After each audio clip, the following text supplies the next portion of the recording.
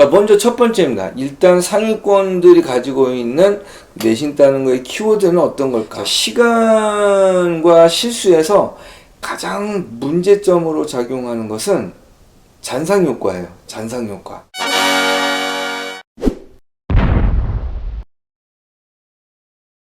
안녕하십니까. 피스톤 수학학원 홍성민 선생님입니다. 상위권들이 내신을 잘 따서 극상위가 돼서 의대나 아니면 서울대 경영경제를 갈 수 있는 좋은 방법은 어떤 게 있을까에 대해서 말씀을 드리도록 하겠습니다. 자, 먼저 첫 번째입니다. 일단 상위권들이 가지고 있는 내신 따는 거의 키워드는 어떤 걸까? 바로 시간관리와 실수관리가 되겠죠. 자, 일단 첫 번째 시간관리입니다. 모의고사는 30문제에 100분이에요. 게다가 난이도의 구성도 상당히 차분하게 잘 되어 있습니다. 하지만 내신은 1번부터 어려운 문제가 나올 가능성도 있어요. 게다가 22문제고요. 시간은 50분밖에 주어지지 않습니다. 한 문제당 3분이 채 안 되는 것을 문제를 풀어나와야 돼요. 그러니까 당연히 문제를 풀면서 쫄깃쫄깃하겠죠. 그렇기 때문에 시간 관리가 1번입니다. 자, 두 번째는 실수를 관리해야 되는 것은 어떠한 이유일까? 내신 시험은 모든 것들이 다 어렵게 출제될 수는 없어요. 그렇기 때문에 지정된 교재 혹은 쉬운 문제들로 많이 구성을 하고 그 중에 몇 개만 어려운 걸로 구성될 가능성도 상당히 높습니다. 하나의 실수로 인해서 등급이 상당히 많이 내려갈 가능성도 있습니다. 특히 여학교 같은 경우에 그런 일들이 많이 벌어지겠죠.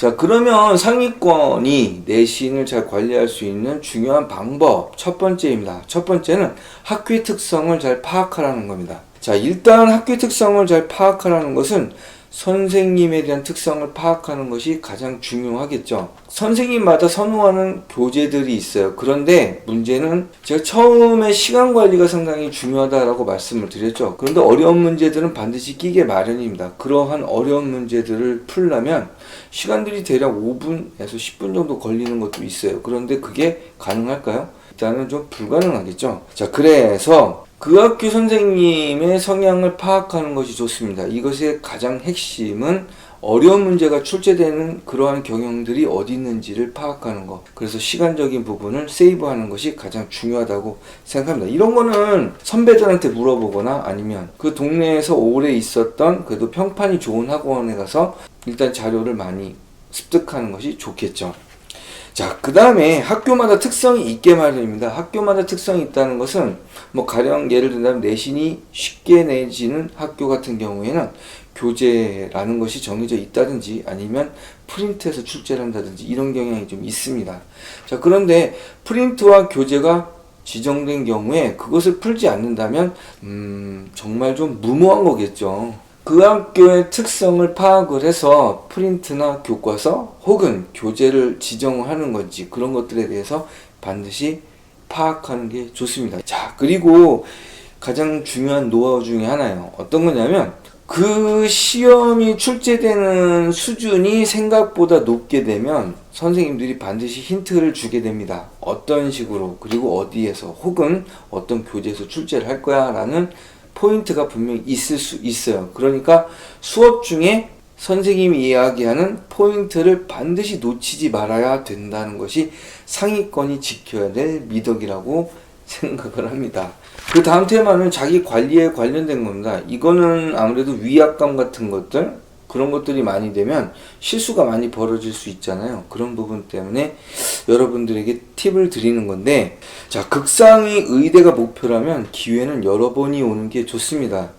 기회를 여러 번 갖는다는 것은 합격될 가능성이 높겠죠. 특히 극상위권 같은 경우에는 최저를 마치지 못하는 경우들이 많이 벌어질 수 있잖아요. 그렇다 보면 자기가 갖고 있는 기회가 정말 큰 기회가 될 수도 있습니다.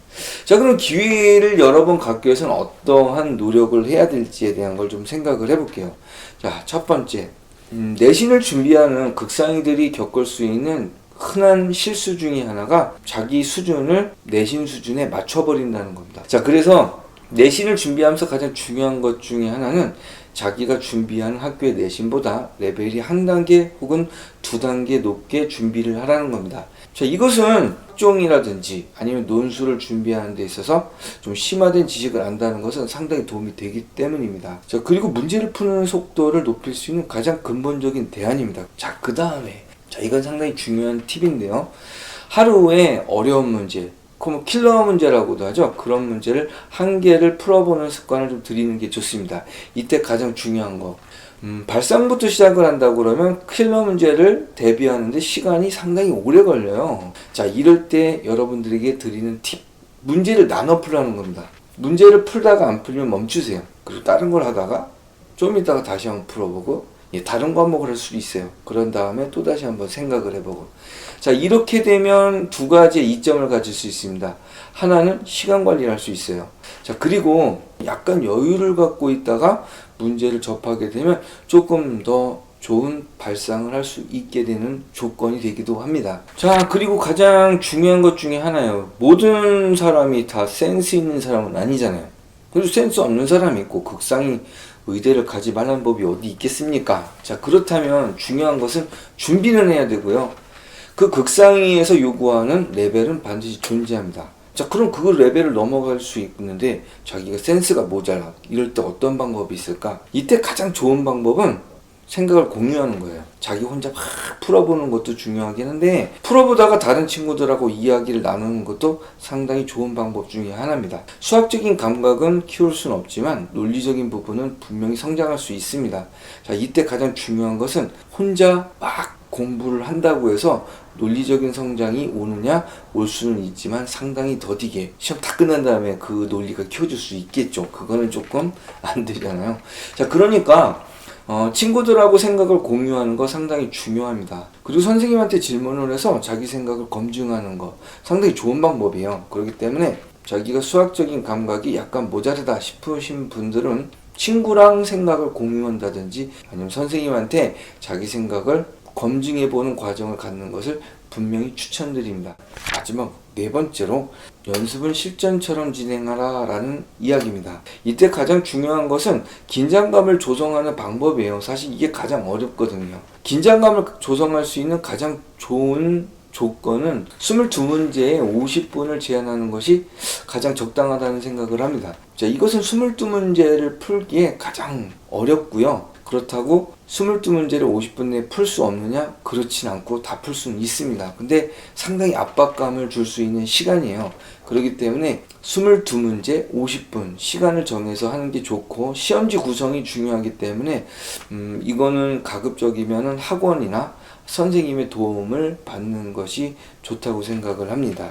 자, 그 다음에 가장 범하기 쉬운 실수가 하나 있어요. 편안한 과정을 우리가 하려고 하는 게 아니잖아요. 내신에서 가장 중요한 것, 그리고 내신에서 실수를 많이 범하는 환경들은 긴장감이 조성되는 거지 편안한 그런 환경은 아니잖아요. 그렇기 때문에 조용한 곳에서 자기가 편안하게 그리고 아무런 간섭도 받지 않으면서 푼다는 그러한 환경을 조성하는 것은 좋은 습관은 아닐 겁니다. 그리고 가장 중요한 팁이죠. 내신 준비를 하면서 그것도 극상위가 가장 중요한 미덕은 뭘까? 바로 반복하는 습관입니다. 문제집을 상중하 레벨의 문제집을 여러 개를 풀어봐야 된다는 것은 당연히 중요하거니와 그리고 가장 어려운 문제집은 반복을 반드시 해야 된다는 겁니다. 이때 왜 반복을 해야 되는지에 대한 가장 중요한 이유가 있어요. 그건 어떤 문제일까요? 본 걸 또 본다? 그런 건 아니고요. 자, 시간과 실수에서 가장 문제점으로 작용하는 것은 잔상효과예요. 잔상효과.